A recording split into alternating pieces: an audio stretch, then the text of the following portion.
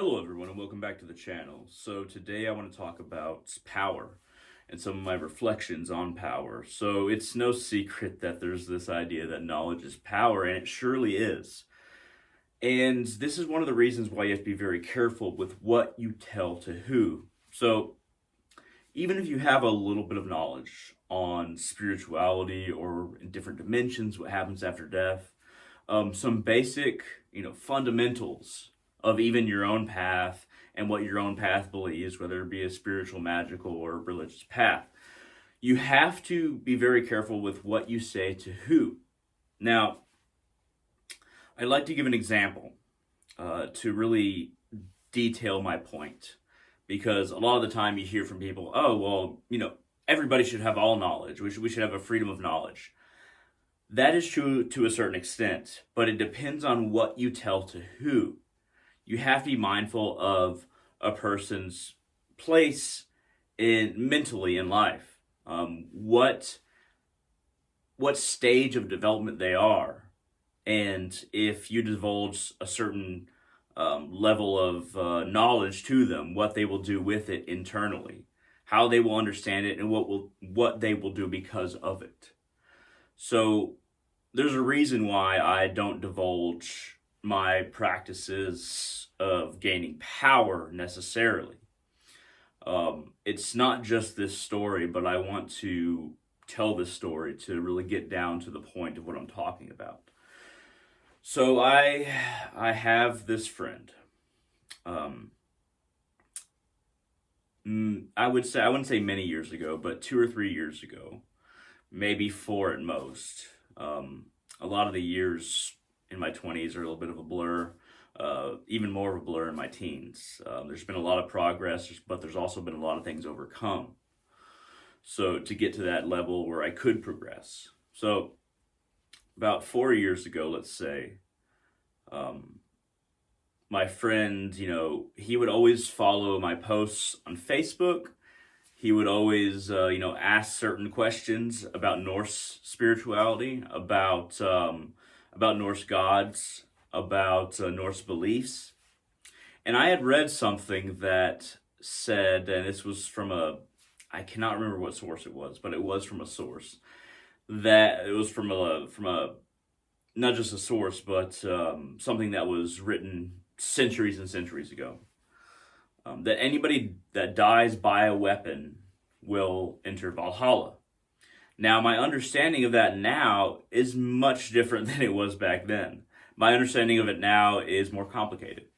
The weapon idea isn't meant to be literal. I mean, it can be literal, but it's the idea that you will go to Valhalla if you're killed by a weapon more means if you hold your code, if you hold your code to the gods, your relation to the gods, you stick up for your own code and your own relationship to the gods and the gods themselves.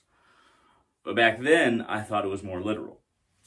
So I told my friend, I don't remember if he responded to the post or just saw it, but I think that he might have asked me directly.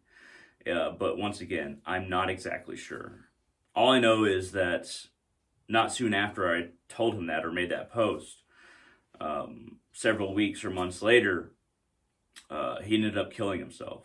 He blew his brains out. He left a young son who didn't have a mother because the mother had long abandoned them.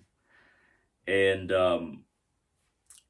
now he might have had other underlying issues, but I'm not going to get into that. But at the same time, I can't help but feel that what I told him about dying from a weapon and entering Valhalla had a piece in the puzzle of why he killed himself, and that for me, unfortunately, this terrible instance, this terrible thing that he did, and of course I feel sorry for him. Like I really, really do feel sorry for him, and I can't judge him. I can't judge anybody who kills himself. And he ended up leaving a son that's, a very young son that did not have a mother either.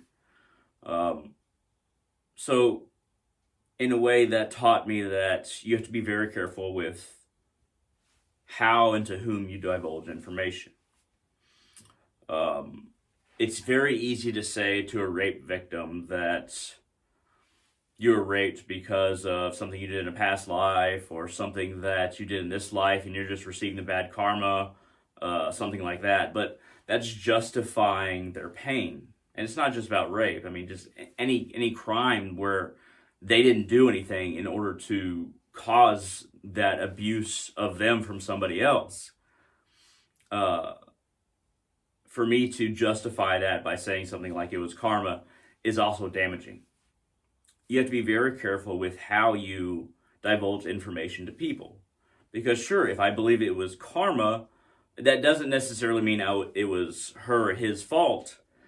It just means that either that person will receive the karma that they did in taking agency over the materiality of your life and making you into material, and that karma will take care of it. That's kind of just as bad. Karma will take care of it. Don't worry about it. That's almost just as bad.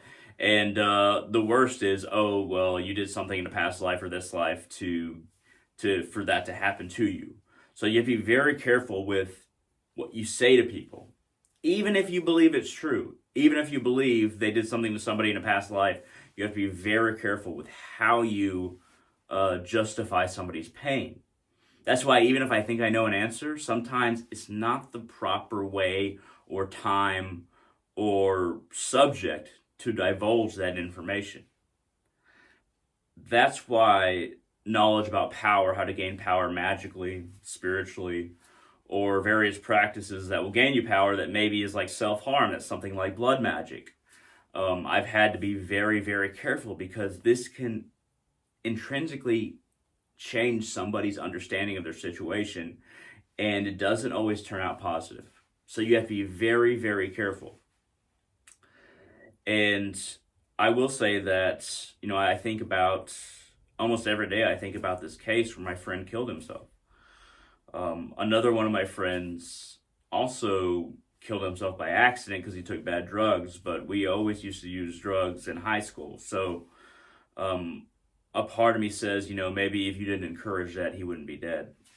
These are instances of recognizing one's personal influence onto those who have been possibly influenced by you in a way that really destroyed the rest of their life, either ending it or the habits that they form later on.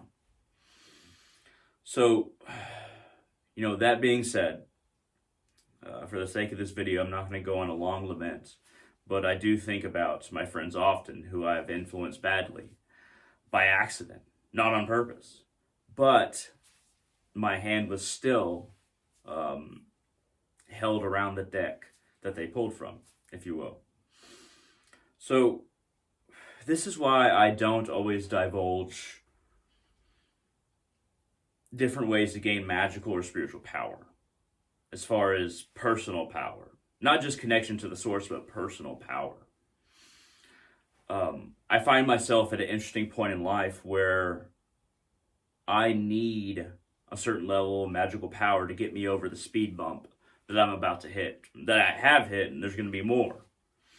So that's why I've decided to share a very minor practice, one that's not very complicated, but I will share it in this video. It's one that, honestly, most people won't be able to employ, but one that is very powerful for me. So with that in mind, that I shouldn't divulge certain things that will cause someone to harm themselves or use the knowledge badly in this or that way, I don't want my influence on people to be negative anymore. I've learned my lesson, and these have been hard lessons for me, and definitely for the people affected and their families. I do accept a certain level of responsibility for how I've affected people, and I always will. I don't want to say that I am outside of the equation when I transmitted certain knowledge or certain influences that cause greater harm to individuals that I love, that are my friends. They still are my friends, even though that they're gone, they're dead. Well, they're not really gone. And I still care about them, very much so. So I'm just going to share a small practice here. It's going to be involving a death pattern. In fact, I'll go ahead and show you the pattern that I'm talking about. Basically, a pattern is a clay, rock, or some other small round or piece of material that has something spiritually significant to you. So this is my pattern for my path in regards to death and the runes and to Odin. So what this has on it, I will explain after I really show it to you a little bit more, so you can kind of see the runes. So it has the runes Algis, Ansus, Uros, Iwas. All these runes are in it, and by accident, Wunjo. So this pattern, let me tell you what I did with it last night. So last night, I decided to grip this in my hand beneath my pillow as I slept. The dream that I had was of me being a shape-shifting demon in hell. Very nice part of hell, actually. A lot of gold, a lot of luxury. Not fire and brimstone, as you might think.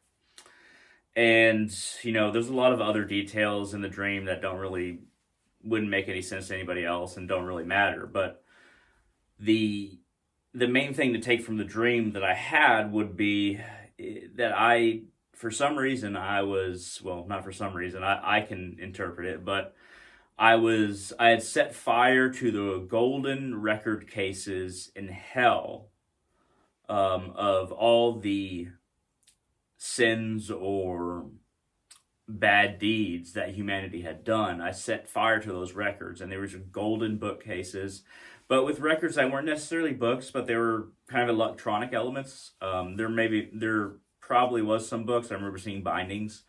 And after I set fire to them, I went to a shower that was obviously mine, and then the shower had a window, and I was gazing upon these burning records and these burning books, and in these golden cases, and I was bathing myself as I was watching them burn.